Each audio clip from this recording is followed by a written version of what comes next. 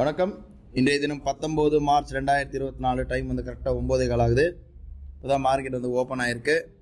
Second candle முடிஞ்சு third candle உடனே by வந்திருக்கு. 46,540 பார்க்குறோம். ரோபோவில் வந்து ரோபோ ஆர்டர் புக்கில் ஆர்டர் எடுத்திருக்கு.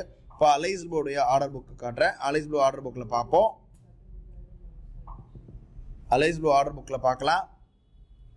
அலைஸ் ப்ளூ ஆர்டர் புக்கில் 46,600 கால் ஆப்ஷன் வந்து 248 ரூபா 248 எடுத்திருக்கு. எம்டிஎம் பார்க்குறோம், நியூட்ரலில் இருக்குது.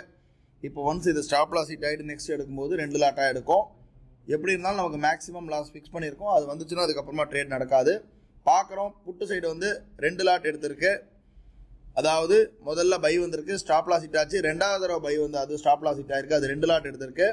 மூணாவது வந்து செல் வந்திருக்கு கரெக்டாக 9:58க்கு, அது 3 லாட் எடுத்து நம்ம டார்கெட் அச்சீவ் ஆச்சு.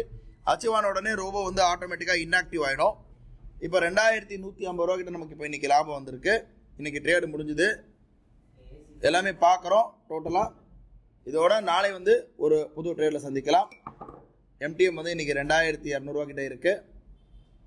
மூணாவது ஆர்டர் 46,400 வந்து 231 வாங்கி 303 வந்து கட் ஆயிருக்கு.